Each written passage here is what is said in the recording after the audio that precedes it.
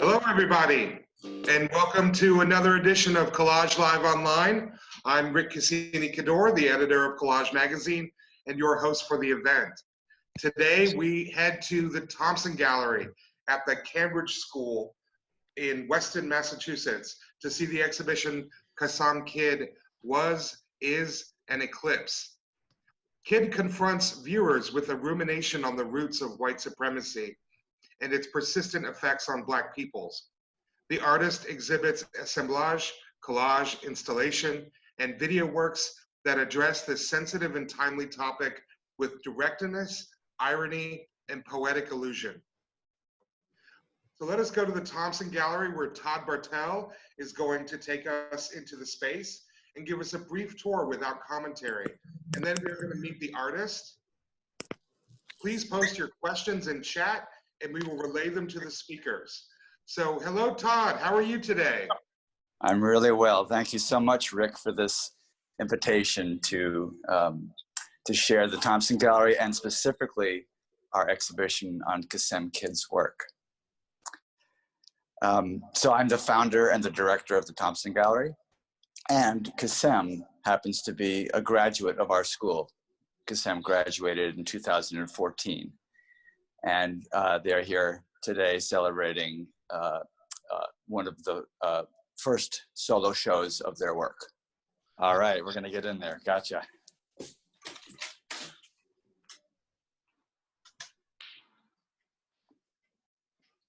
So what I'd like to do first is to just give you a sense of the space and to talk with you briefly about what you're not experiencing in this virtual tour of the show at the moment.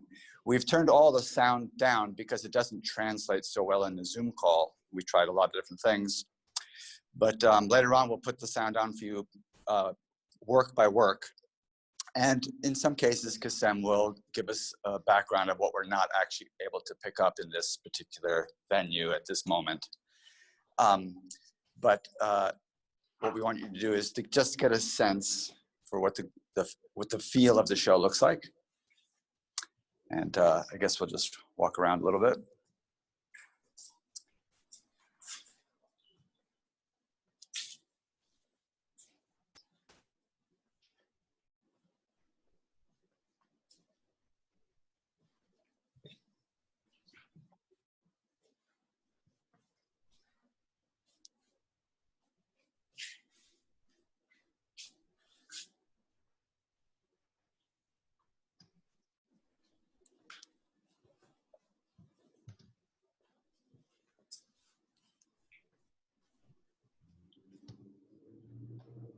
Todd, could you say a little bit about what this work has to do with collage?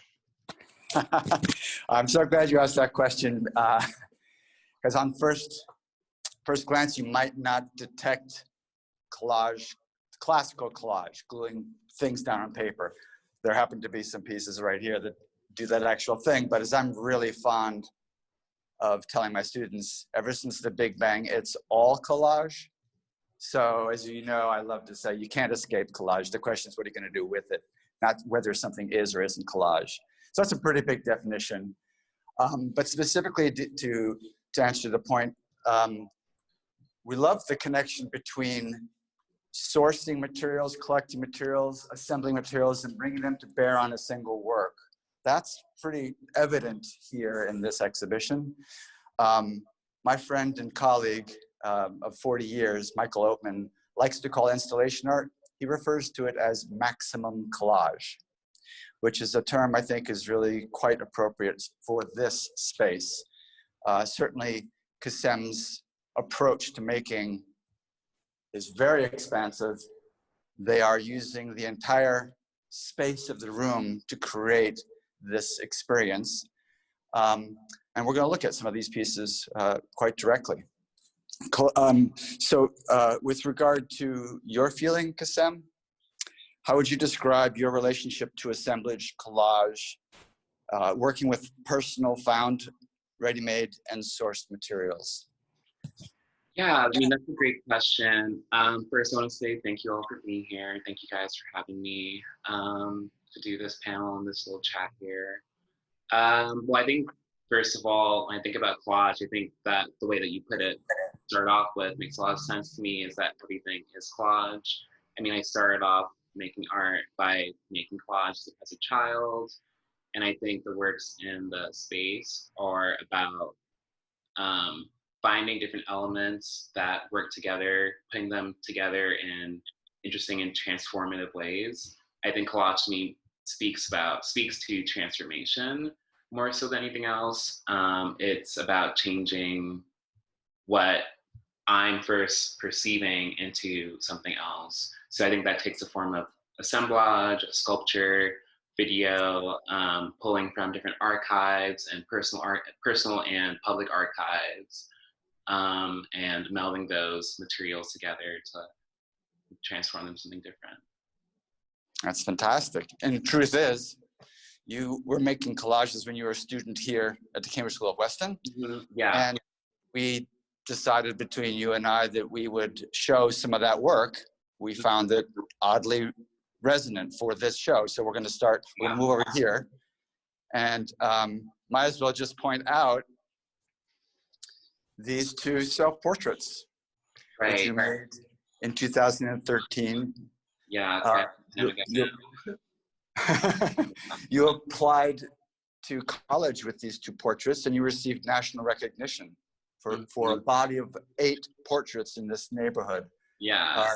Self-portraits by way of drawing, through observation, and then these abstracted self-portraits, which use materials that you are still using today: concrete, a belt, or I guess, what do you call that? It's like a straps, like like a stretchy type, rubber strap for holding things down, actually, right, in travel.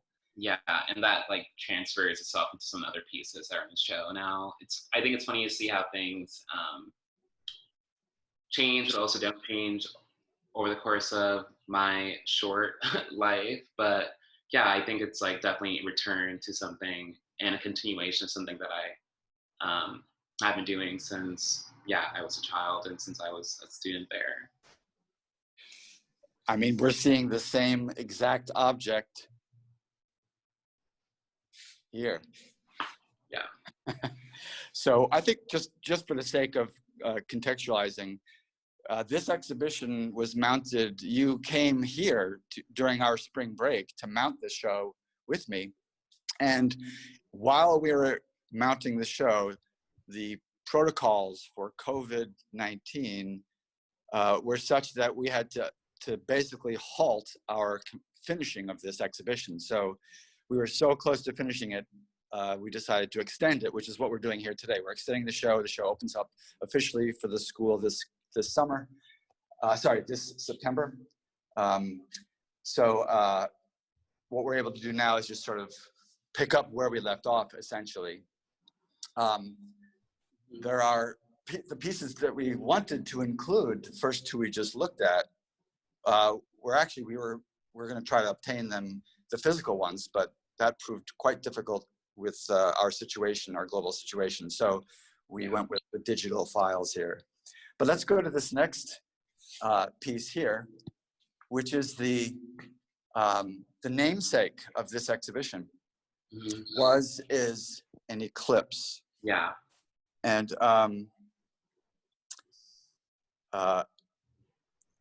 sorry, just getting to my note here. Yeah, no, take your time. I mean, I can speak about that piece if you'd like to talk a little bit about the title of the show. So that piece is that image rather is documented image of artifacts from a performance I did titled Was Is an Eclipse in Steuben, Wisconsin, while I was a resident at Acre Residency last summer. And the title of that piece, title of the show, is basically this attempt to think about my body in relationship to stellar bodies. I think it's for me, that was a really easy jump of thinking about physical, my body, and these celestial bodies that exist that I look up at and see. I think it's important for me to like return to roots of like science fiction, looking at the stars, like wanting to understand the like nature of the space around me, and then also wrapping that up into thinking about what does it mean for my body to be eclipsed, to be like visible, to be seen, to be withheld from view, to be blocked from view by other orbiting bodies around me. Yeah, it's like I think it's pretty apt title for thinking about past, future, and present happening simultaneously.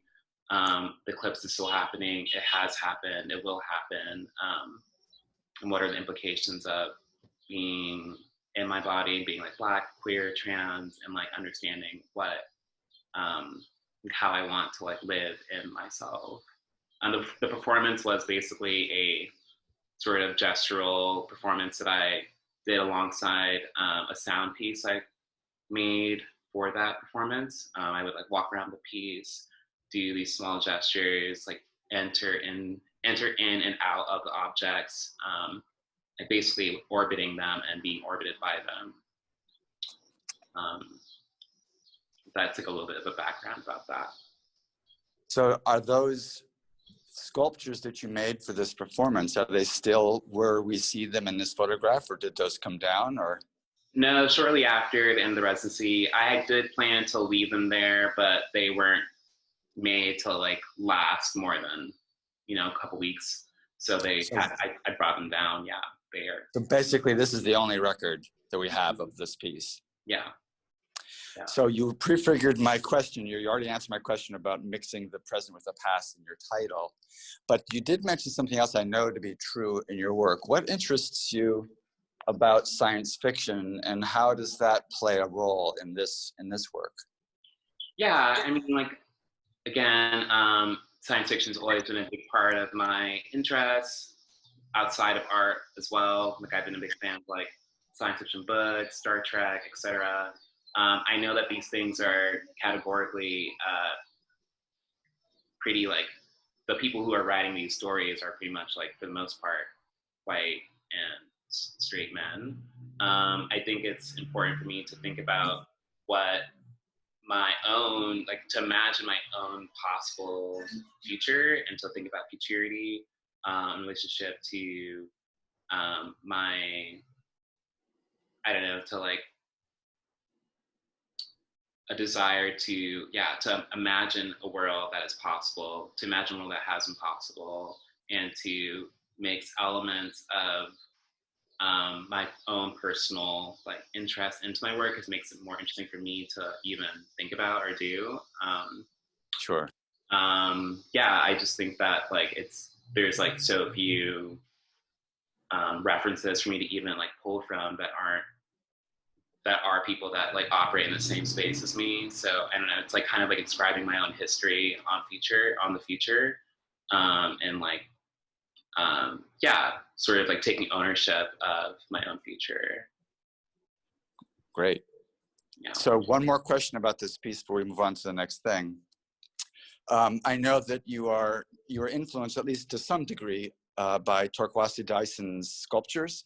Could you shed a little light on that interest for us? Yeah, I mean, Torkwasi, she's an amazing artist. I'm interested in her sculptures for sure, but I think I was more interested in this collaboration she does with Zachary Fabry and Andres Hernandez.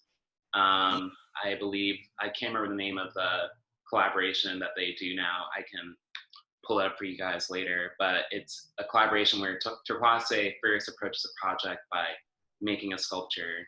Zachary then sees these sculptures and then performs with them. Then Andres writes a performance score and then a musical score for these pieces. And it's like this this three-headed collaboration that I don't know, allows for a lot of play, allows for a lot of different ways of like thinking about collaboration, performance, and sound and sculpture all existing together. It's very specific work. It's about locality and ultimately about architecture, space, and Blackness in relationship to those things. So that's kind of like that was like a bit of a jumping off point for me in making that work. She was also present at Acre at the time, so I was able to talk to her for a little bit and pick her brain about some things and just hang out. Great. I love that that we got to establish that aspect of your work, that you make sculptures, you make flat work, you make time-based media, and there's an element of performance in many of your pieces. So yeah, how capturing that spirit, I think, is really important, especially for something as significant as the title, the namesake piece for the show. Mm-hmm. I'd like to move to the next three works. I'll sort of stand in front of all three, but you can do a wide shot, I think. Right. And then go. So there are three pieces here. The first one to my right with the purple do-rag that's called Codex of a Lost Raft. The middle piece is A Life Raft, and the last piece is Remnants of Cruising. So it's interesting to note that you made the abstracted portrait we just saw with concrete, and here we have the same materiality. It figures prominently in this piece, also the concrete. But more importantly, you're drawn to depict objects that connect with bodies of water. So I'm curious if you could talk about why you are drawn to bodies of water and your perceived place in those environments. Why is that an important thing for you to return to in your images and the places you explore? Yeah, I mean, obviously, I think water has a massive connotation when thinking about Black social life and Black life in general. My personal history with the ocean is an ancestral indigenous history of my family coming from the West, being only in like one island in the West Indies and having like a whaling, fishing, sailing, like a water practice there of like survival and also just like, you know, like being in the Caribbean and thinking about that relationship to the transatlantic slave trade, that also in conjunction with my own personal like fear of water, but also my like love for water. I think that when we think about the transatlantic slave trade, it's often this idea that it's known as this dark, like, you know, like insidious, evil, violent moment, and that continues to persist to this day. But I think there's something really rich about thinking about the ocean as being a source of life, as being as being this vessel that contains all of that history and all of that future within at the same time. I think about the way that these bodies disintegrate into the water. They become a part of the sand, become a part of the hydrogen and the oxygen that makes up, they become a part of the molecules that like are still present to this day. It's this never ending cycle of birth, death, and this attempt to think about my own, to like reach back to my history and to live with it and to live in the future at the same time. And I think about that also when you think about making concrete or glass or any materials that we like witness around us today, they're like sort of, they have some of the same properties. Like concrete's usually made, or when I've made it myself, I've made it by heating up like oyster shells and other like organic materials and turning that into lime, and then mixing that with something else to make concrete. And I think it has a lot of the same properties when I think about water. It's this continual cycle and this continual ever-changing birth and futurity. Yeah, and it's ever-changing. It's always different. Yeah. That seems like a good segue to take a minute to look at the major installation in the space, which involves 3 separate locations. And so maybe we can take a look at this first piece which is next in the room, which is titled Raft. And you might, I just want to, I'll talk about it briefly, but then we'll just take a minute to just look at it. It's connected at the top by a string that goes all the way across the ceiling of the gallery. And it comes down to a piece entitled Sail. And both these pieces straddle the middle of the gallery, which has a third work that is a connected piece, a kind of a metaphor for a ship. So just to be clear, the first piece we're looking at is titled Sail. Sorry, I said that backwards. Yeah. The piece over here is Raft. This piece is Sail, and then here on the floor is called Ancient Tableau, depicting an ass or rudder.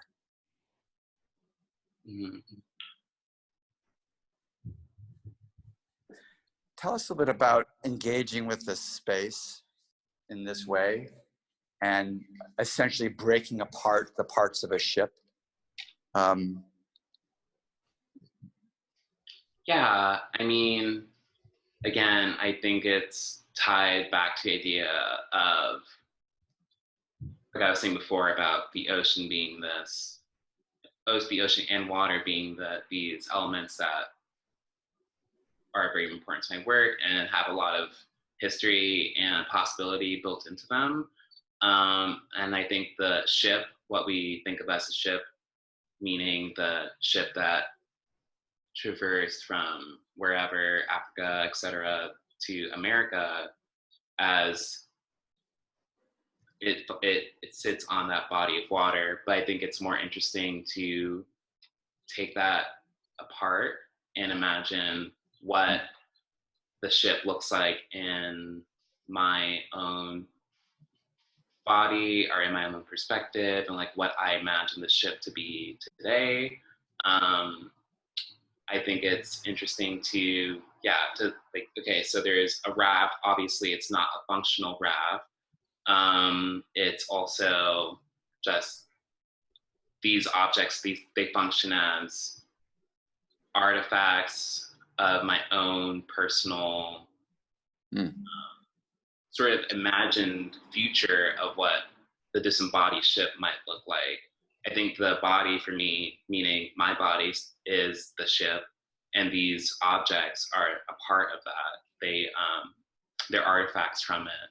So I'm like reclaiming and taking that and then making it into something else. It's about, again, returning to the idea of fantasy, science fiction. It's turning a different narrative on the idea of the slave ship and ruminating on the body as a ship and what these artifacts can be or what they can function as. Mm. Yeah, and I think in the space, they are meant to be they're meant to be, the raft is connected to the sail and the rudder is kind of in between them. It's sort of imagining that space as the ocean and these objects together as being as traversing that plane. And beautifully situated on your part for helping design the space. Yeah. Is a 2-channel video projection entitled Slip, which literally takes the entire corner of the room. And it seems fitting to talk about that because it's literally between the pieces that you just described. And for our viewers, Kasem, can you read a little bit of the excerpt from the text for this piece? It's this piece entitled Slip. Yeah, of course. This text is also informs the piece is an Eclipse, a performance and title show. So yeah. It's an eclipse is an event that occurs when a body is temporarily obscured, either by passing into the shadow of another body or by having another body pass between it and the viewer. The alignment of 3 celestial bodies is known as syzygy. An eclipse is a transit. That's great. Now the text does go on there, but for the sake of time, we'll go to my question here. So the idea of an eclipse runs throughout much of your work in this show. What's important for us to consider as we, your viewers, think about these syzygies? Yeah, I mean, I think that for me, I was very drawn to this language about an eclipse because of the use of the word transit and the use of the word celestial bodies.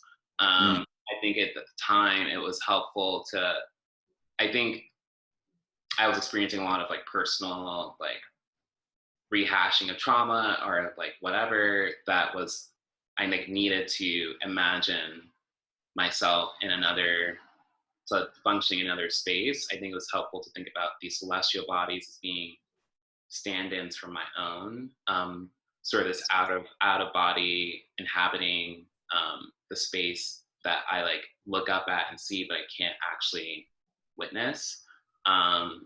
Like we can't witness an eclipse the same way that we like witness a dog on the street. It's always obscured and it's always hard. It's like impossible to really understand. I don't know. I think that language resonated with me, and yeah, just like it was hopeful. I think it was just hopeful to think about what possibilities there are for myself that aren't tied to what I imagine my role in this world to be, that there's other unwitnessed, unseen possibilities for my own future. Yeah, like thinking about these objects in the space all orbiting each other, they're all sort of like, they're not blocking each other out, but they're creating like this, I would hope, it's cohesive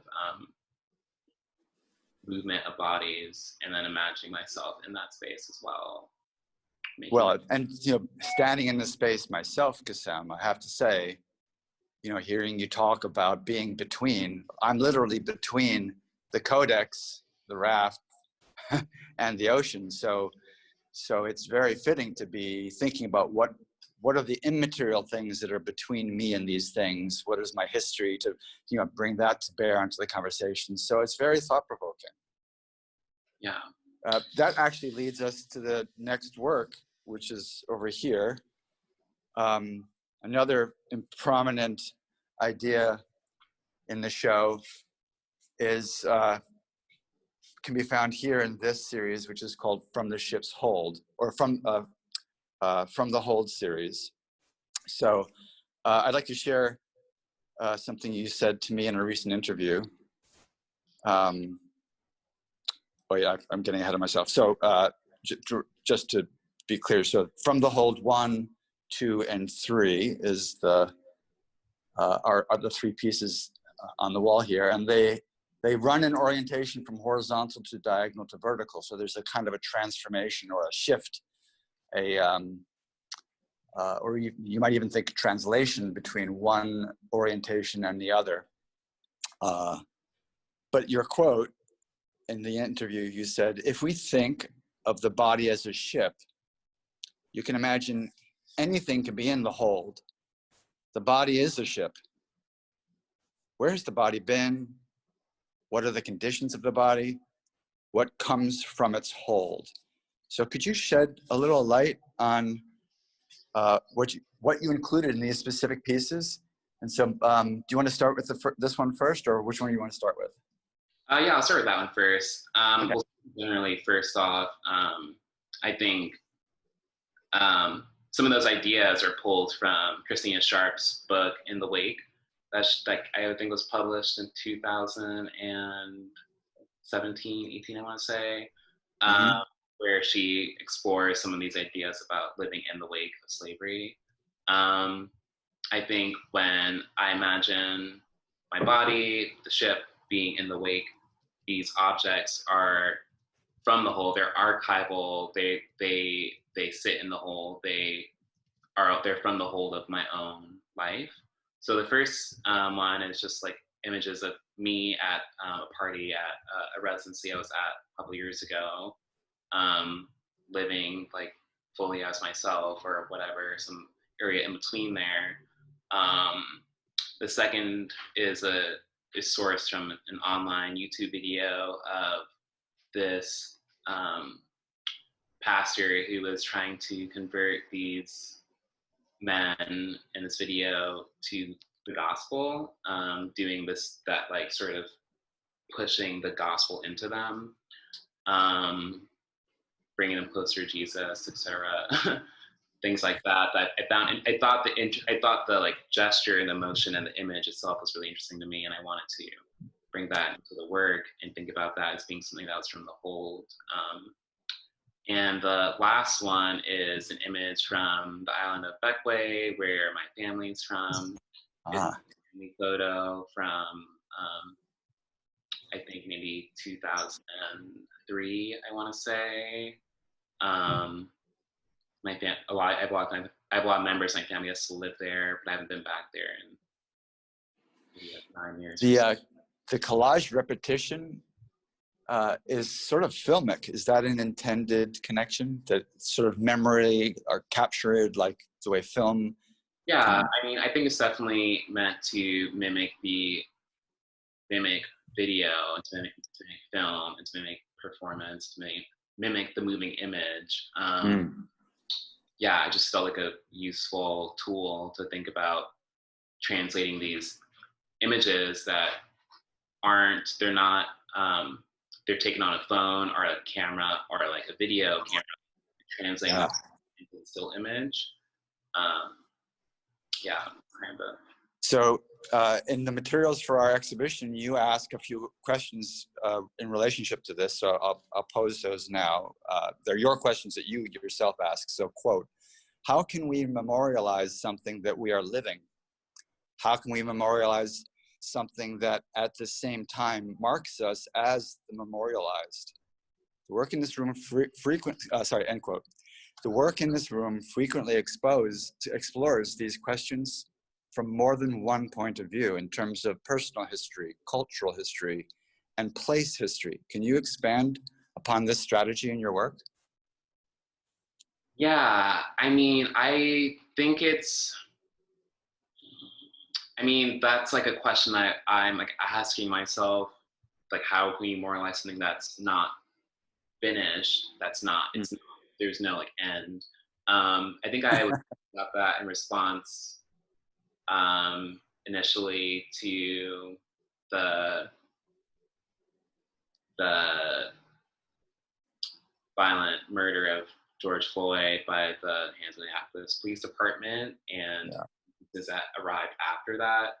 How can we memorialize people that there's no finality to it? What does that look like? And I think to me that there is no answer. I think it returns again to my point about that there's this, that I like want to imagine there's this continuity of life that like I can live in the same space as my like ancestors, as my like kinfolk, as my friends, as my lovers, etc.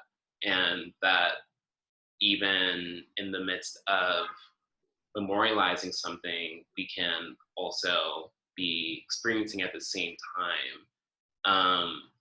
That doesn't have to be, like a traditional idea of a memorial, such as a burial or like a shrine, but that the like space and the land and the ocean and the water that I inhabit all carries that history and carries that memorialization with it. I think it also, just is maybe more of a question about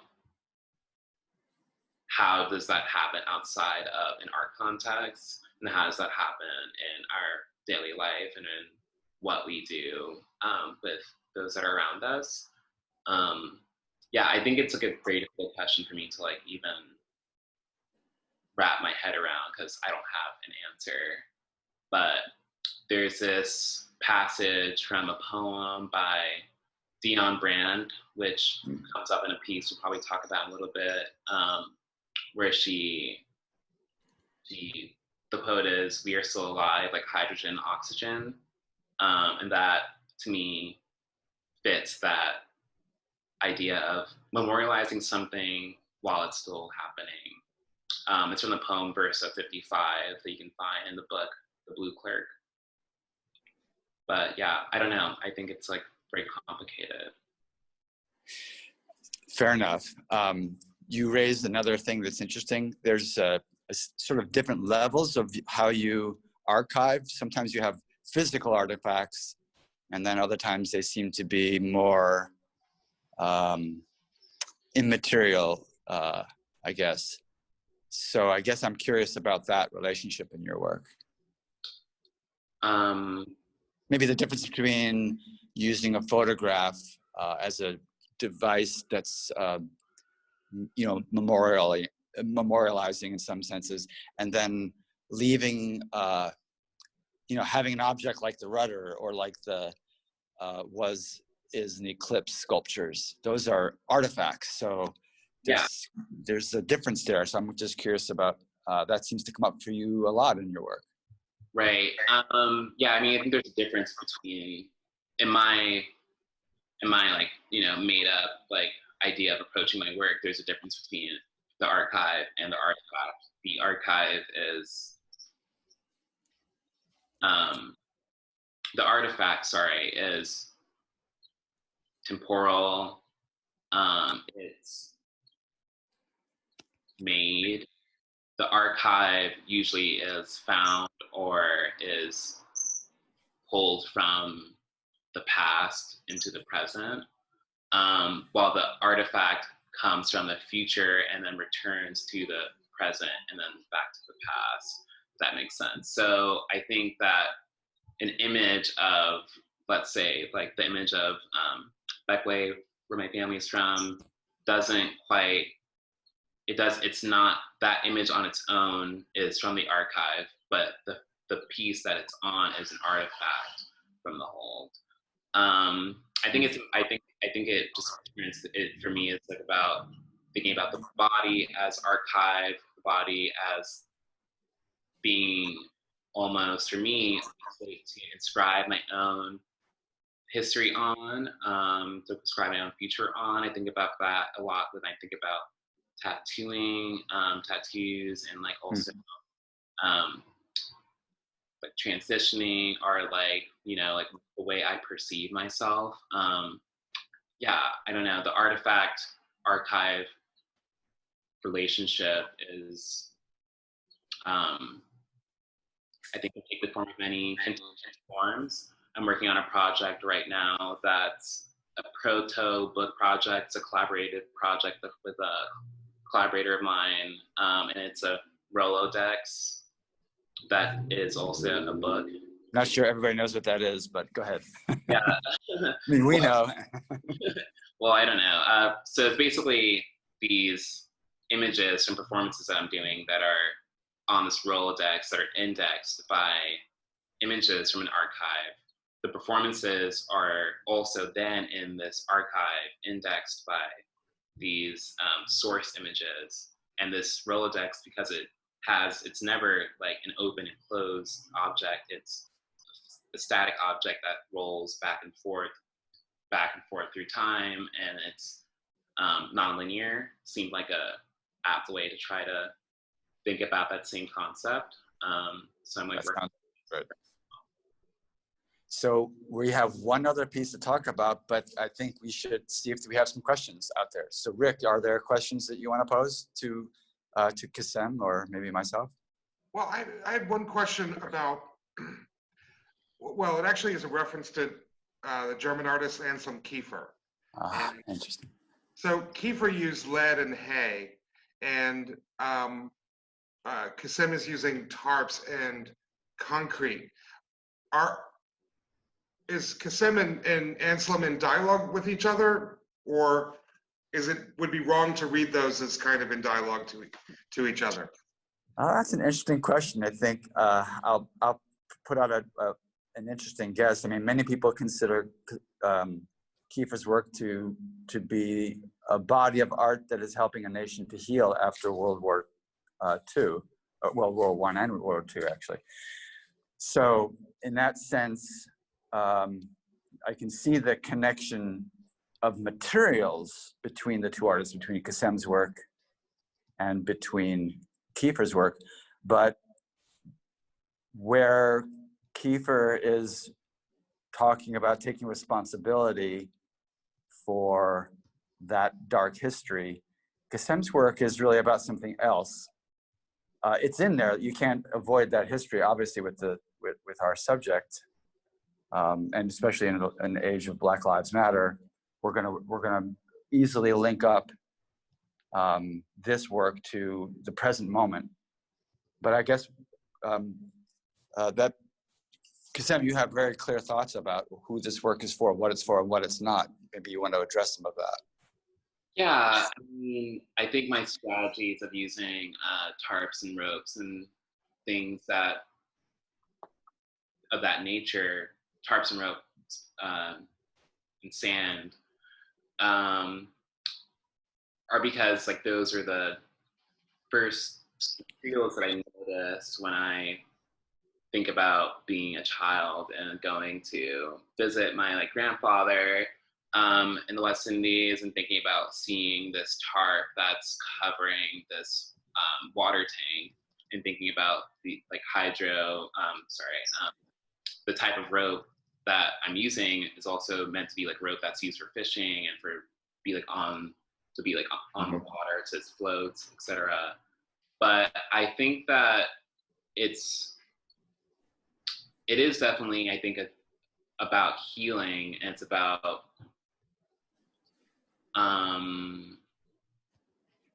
healing for me first and foremost, I think, and then healing for those that inhabit the same spaces as me, meaning Black and queer and trans folk.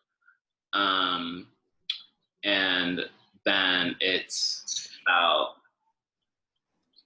being able to look at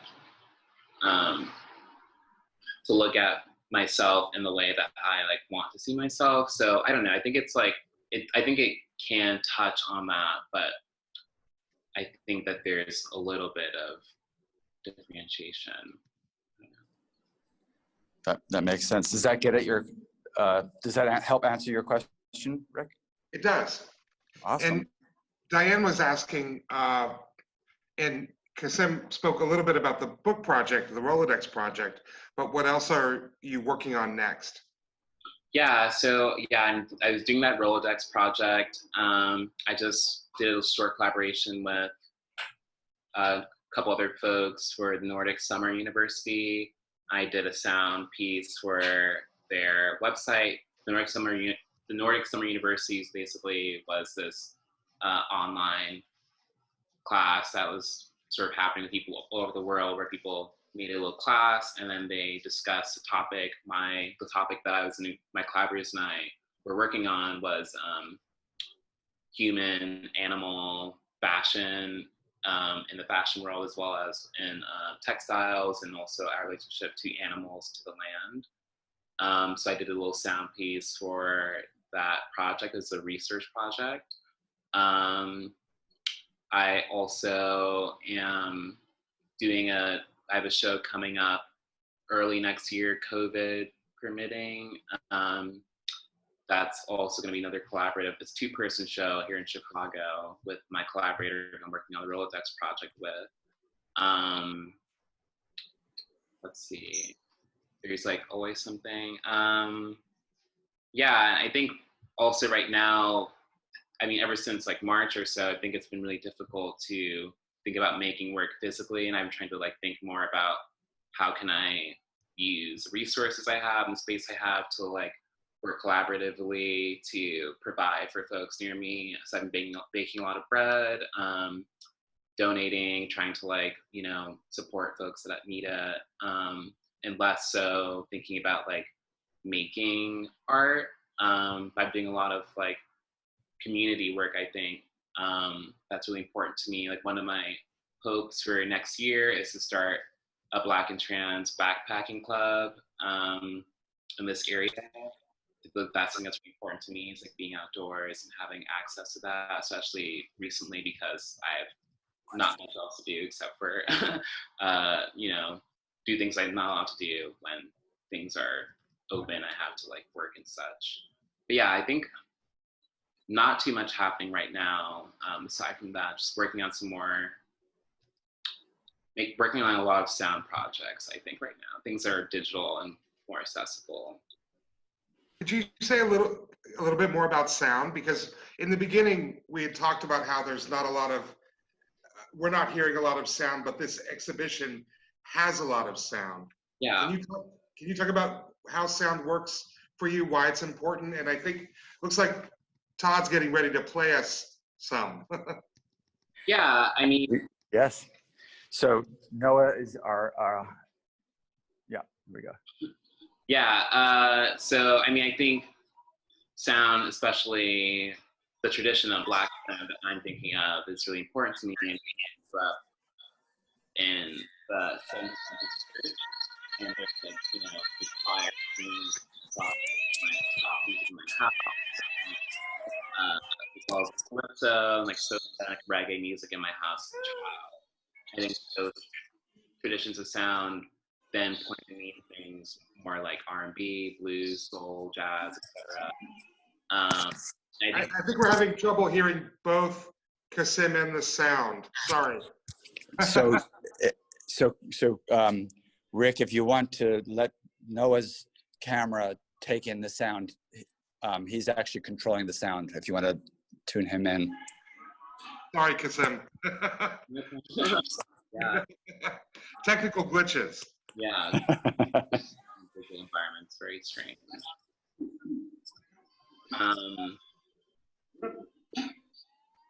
I'll just like wait till, yeah, this is done. So are we able to do that, Rick? To use? Okay. I don't think so. No? Would you? I can try to do it from my phone. Yeah, or I can like sort of talk about the sound that's in the video. That's helpful. These videos.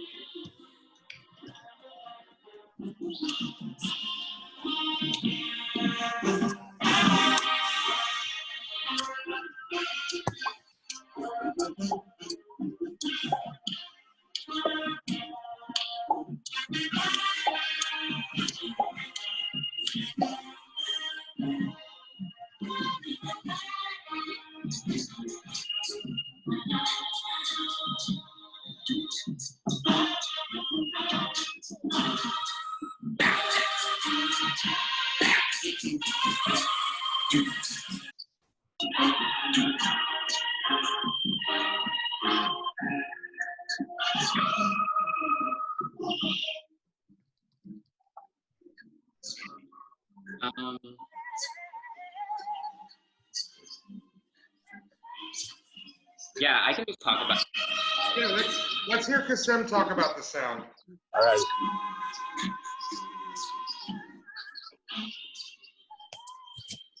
Yeah, so the marching band clip is Southern Missouri's marching band. They're doing a rendition of "Can You Stand the Rain" by Audition. And the other sound is Aretha Franklin singing Amazing Grace. When she was like 17 years old, I think, at her church, and I can't remember where right now. And their sound is me sort of translating my own experiences back into sound. So it's like translating the archive that's like seen into sound and vice versa. Like, what does that loss of information look like? How can we, like, you know, think about that rhythm happening there? And the other piece is there are like sound clips of my uncle and some other family members talking about whaling and Beckway. So like this documentary crew that came there This is an older video. The other one is a bit more recent. But yeah, they're talking about our family history and like the how they first learned how to whale and like where that tradition comes from. Yeah. We should let our audience know the title of this piece. Do you want to say it, or you want me to? Oh yeah, sure. Yeah, so this is like originally a 7-channel video. It's called Ope, Seeing Wounds, We Are So Alive, like hydrogen, oxygen. Again, that quote from Dion Brand's verse 55. And I've shown it, I think, about 4 or 5 times now. I think a couple times, once online and multiple times in person. I think this is a second time I've shown it in 3 channels. But yeah, it has multiple different like iterations of it, I think. And let's take a moment to pause to think about that word that you sort of coined, opsian. Yeah. Can you tell us a little bit about that word? It's just like a combination of open and ocean, like open wounds, ocean wounds. Yeah. Great.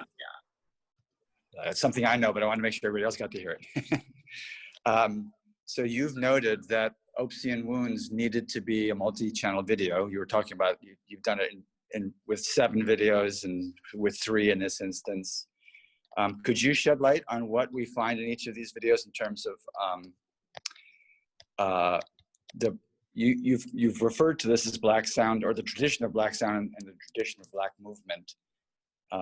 There's a difference for you between the things that you contribute to and things that are historically resonant. So is that the reason for dividing the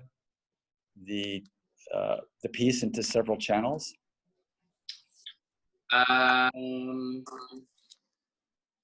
No. Okay. I think that the piece existed as 7 channels to begin with because there was, for one, a lot of information that it's impossible to see it all on the channel. I'm very drawn to the idea of using monitors and screens and projection as ways of creating sculptural space. So that felt important to me to bring into making video work. That seemed pretty like obvious to me, I think. I think it's not so much about separating, personal and public history. It's maybe more so about, this piece is originally meant to be about, like thinking about that phrase, we are still alive, like hydrogen, oxygen, and sort of like holding on to that as like a really important sentiment. The full poem is basically about how the narrator meets her ancestors in the hold of a jail cell, and these ancestors are dust and bones, and they're like long dead, but she meets them anyways. They're still alive. And I think that felt really important to me, to think about what does it look like to meet our ancestors that we have not met, that we will meet, to like be that ourselves, and to like honor and to like recognize our lineage, recognize the importance of traditions that we hold dear to us, to understand that Black sound is, I think, is something that's almost has like no parallel in terms of its like overarching power through the last like 600, 500 years and more. It's always been there. There's always been the rhythm of the hand of like beating a drum, or the rhythm of, dancing. These things are engraved in our bodies and engraved in the things that we witness today. So in thinking about all of this work, in a kind of a summary, we only have a moment or 2 left. I'm struck by your strategy as an artist, Kasem, to work in a poetic way. And frequently your subjects engage in ideas of transformation. But I would say, after hearing you talk today, it's also largely your work is about connection, making connection, honoring connections, honoring past as you forge future. Does that seem like a fair? Yeah, I think read? so. I mean, I think a big reason why I am interested in making those connections to my own history is because that history almost feels like inaccessible to me. Like I'm not able to like, you know, like living as a trans person, I don't feel like I have the capability of communing with some of my like actual alive, like, you know, relatives, you know what I mean? It's like a history that's almost gone. So I think that to me, it feels important to like hold some of that indigeneity and that tradition and that history in myself, because otherwise I won't have it in the same way. But I'm creating, you know, history and tradition in other ways today. So it's like a balance, I think. Yeah, I think everything returns back to how can I like look at this thing and actually make it do this. So I think that's really pretty moving stuff, Kasem. And I guess as a collage artist myself, that's probably one of the most significant things we can do in collage is to make a connection, is to take these separate, disparate things and connect them to other things. And that seems to be playing out pretty profoundly in this room. And I guess in your work in general, that connective spirit. I would love to let you have the last word, but before I do that, I just want to say how excited I am on behalf of the art department of the school. I want to put a little shout out to my colleagues who really encouraged this exhibition several years ago. Actually, before you even graduated college, we were eyeballing this possible show. We are very proud as a school of the artists that you are, and thrilled to be able to share this work with our audience and with Collage Magazine's audience. So thank you, Rick, for this extraordinary opportunity. Kasem, why don't you just give us one last thought for us to think about? Yeah, I mean, my like last thought is probably,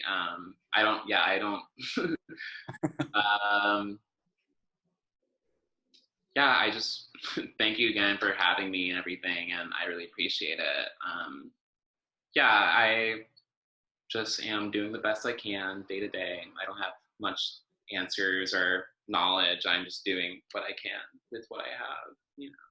But yeah, I appreciate you guys having me and for setting this event up. Well, I appreciate you joining us and being here. I find myself saying a lot that the job of an artist is to make the unseen seen. And what I feel like your work does exceptionally well is actually create space for those who may not have space. Mm-hmm. And a space that allows us to interact and listen and consider a different worldview and a different experience view and different bodies. And that's a rare opportunity for, I think, a lot of folks to be able to do. So thank you, and thank you for being open and vulnerable and for making art about this topic. I think it's a wonderful opportunity for us to kind of experience a different way of being. And I think that's important. Yeah, I definitely think so, especially now. I think we have to reconsider what, you know, art shows look like, what like gallery shows look like, what fairs look like, and all of these institutions that we have that don't quite serve us in the way that we hope that they do, you know. Well, thank you again, and thank you everyone joining us for Collage Live Online, and thank you. I hope you all have a wonderful, beautiful day. We'll see you again next time. Thank you. Thanks, Rick. Thanks, Kasem.